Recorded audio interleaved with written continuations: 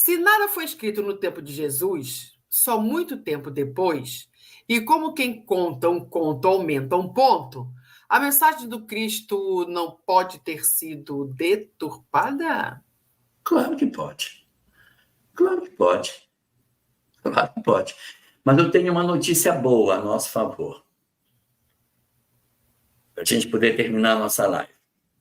Existe um livro chamado O que Jesus disse, o que Jesus não disse, quem mudou a Bíblia e por quê, em que o autor levanta todas as possibilidades de adulteração. Eu falei aqui daquelas 7, né? Mas ele vai puxando, olha, o texto estava em grego, depois passaram para não sei o quê. Gente, vai dando uma depressão, você vai lendo o livro, vai ficando angustiado de tanta brecha de alteração que tem. E os textos que a gente possui são textos que foram capturados por Jerônimo no século IV. Ali do século IV, admitindo que não houve mudança na mão dos copistas, que pode ter tido, né, nos 1000 anos que ficou preso na mão dos copistas, vamos admitir que não teve, mas quando Jerônimo pega, eu tenho o texto do século IV. Então, os copistas podem ter mudado, tantas hipóteses aí e tal.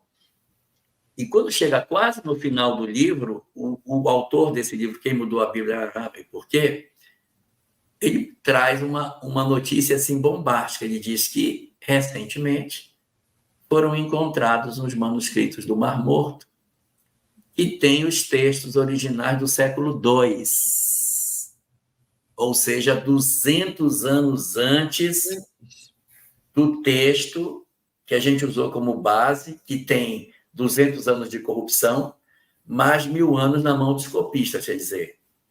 Eu peguei o texto com 200 anos. Se teve alguma corrupção, é do 200 para trás. Mas vamos pegar esse texto que acharam dentro do vaso de 200 anos e vamos confrontar com o que eu tenho hoje. Tcharam! Então, ele tira do vaso no ano 200 e pega o texto que a gente trabalha hoje, bota um do lado do outro e diz, agora eu vou ver 1.800 anos de diferença. E o que ele diz no livro é, não tem diferença. Então, os 200 anos que tem do século II ao século IV não teve grandes mudanças. Do século IV até Gutenberg também não tem. Então, ele diz assim, no fim de tudo, fica tudo bem.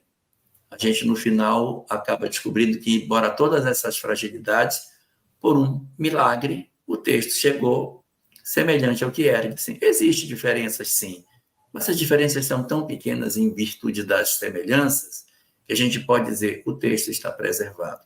Em alguns poucos pontos houve mudança, mas é muito pequenininho. Diz que não é relevante o que muda, é muito pouco. E isso é profundamente consolador. Se tiver alguma corrupção, é do século II para trás, do século II para frente. Sem contar a possibilidade que temos, né, Elahá, da gente se debruçar sobre as obras mediúnicas, porque, na verdade, são outras consciências, espirituais, que estão na dinâmica espiritual com uma visão muito mais alargada do que a nossa, né, sobre as injunções da carne, voltando para contar, né, nos entregando de novo pelo canal inverso a possibilidade da mensagem, contando situações.